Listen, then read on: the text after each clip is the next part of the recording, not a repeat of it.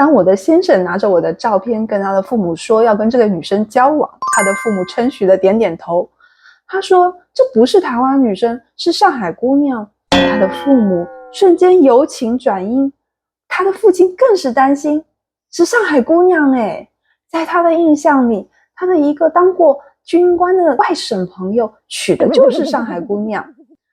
他的妻子和他吵架的时候会气到拿起菜刀，连这么威风的老兵都吓得不敢吵。难道同样的一幕要发生在自己儿子身上吗？又一听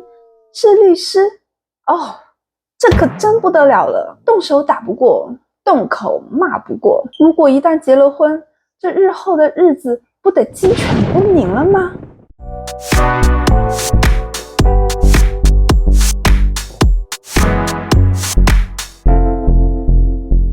？Hello， 大家好，欢迎来到 Angel 九州的频道。我是一位喜欢分享有趣点滴的斜杠律师。问到两岸的女生，最常听到的就是台湾女生说话很嗲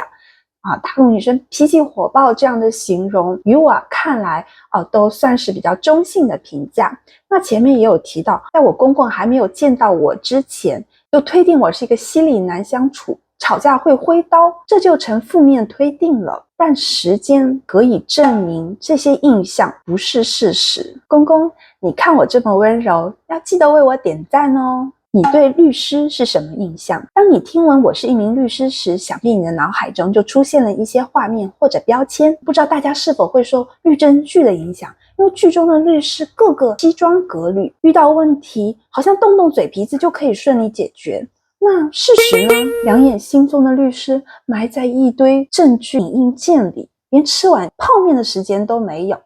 一个案件跑一个诉讼流程可以跑很多年，还没有结果。那我换个问题，当你听到刑事辩护律师，你想到了什么？当年我刚考过大陆的司法考试，一些朋友就会问我，律师为何要为坏人辩护啊？一定是为了代理费。我当时哭笑不得，但我想到一个还不错的类比，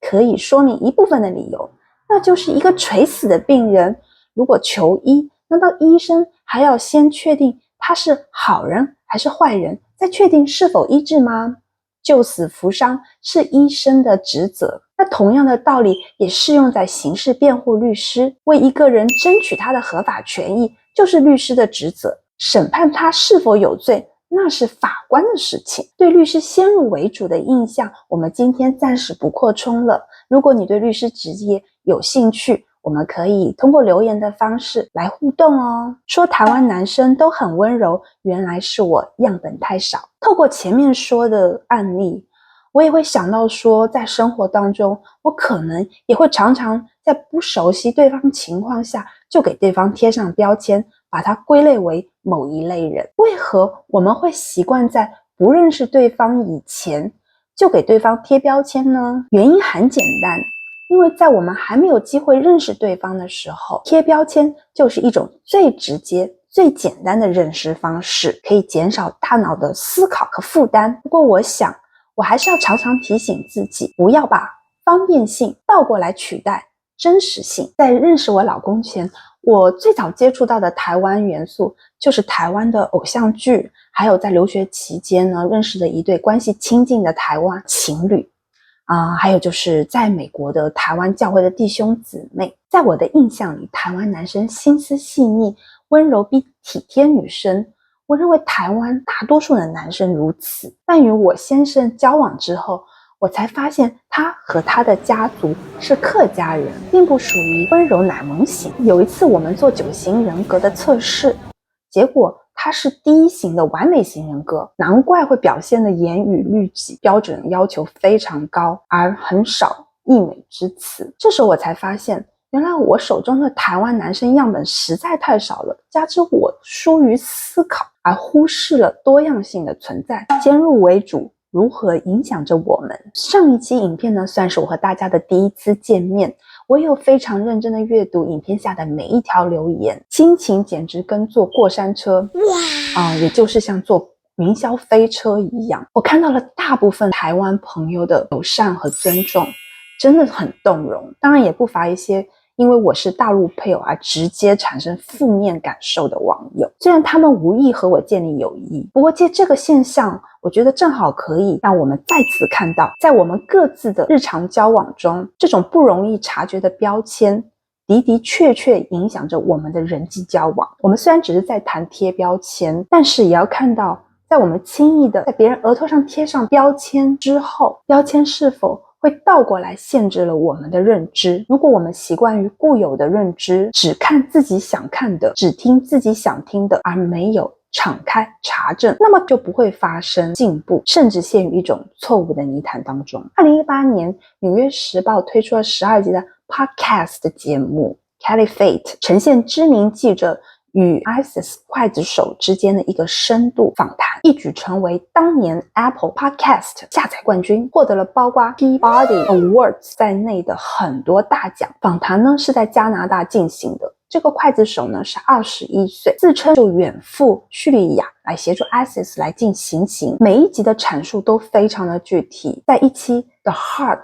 的节目当中，他就提到他第2次蒙面行刑的场面是刺杀俘虏的心脏，他的描述犹如电影一般。可是风光2年后，加拿大警方就掌握了明确的证据，将其逮捕，罪名是恐怖主义骗局，也就是刻意制造假的恐怖组织议题，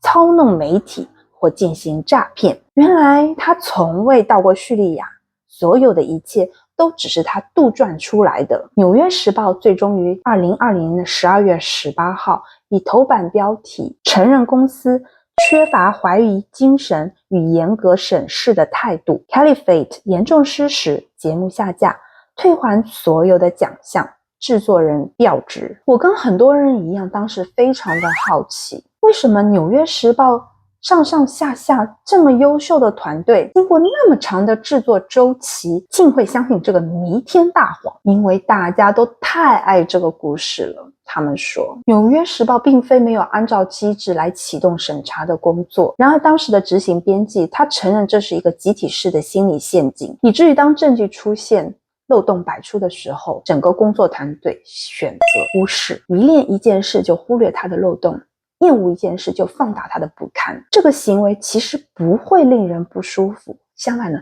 它实在太舒服了，以至于停滞不前。如何突破刻板印象？这个大概可以称为刻板印象的陷阱吧。固化的思维会影响我们的认知发展，突破刻板印象就是要努力改变自己的思维方式，其实还蛮困难的。不过我想到我在留学美国的时候，每天阅读的 paper 数量惊人，这其实对于一个英语母语国家的学生来讲也是不小的压力，何况对我这个英语为第2语言的学生呢？但是我在心里必须撕掉这个标签，不断的改变阅读的习惯，从逐字逐句的阅读改为抓重点的阅读，通过不断的练习做 outline 来提高我的学习效率。学习案例不是死记硬背，而是要学会归纳案例背后的一个法学逻辑，所以思维方式是真的可以改变的。一言以蔽之，我想分享的这个突破方法就是自己主动干预原本的认知，让自己的心打开变柔软，然后通过学习和交流来吸收新的事物和观点，将原本贴标签下结论的固化思维转变为不断成长的思维。前面提到发现老公、公公以及这整个大的家族都是客家人，有着执着的性格，甚至有时会表现得比较应激，和我原本以为的台湾温柔奶萌型分属于不同的类型。而且台湾本身就有非常多元化的男性，那我在相处过程当中就要不断的学习，相互交流，认识彼此的不同，并调整自己的眼光。说到这里，就想到我在浙江出生长大，在上海求学工作，一路以来交往的那么多朋友，我们也是如此的不同。有些我很在意的朋友还是渐行渐远，但是我期待在我下次回去的时候，我会用柔软的心重新和他们相处，相信会有新的认知，对彼此也会有积极的影响。硬着心什么都没有，心变软，与世界的连结和许许多多的故事就会在眼前发生。影片的最后，如果大家愿与我分享你们眼中的台湾男生，欢迎给我留言，也谢谢你们那么耐心的看完我的影片，下次见咯，拜拜。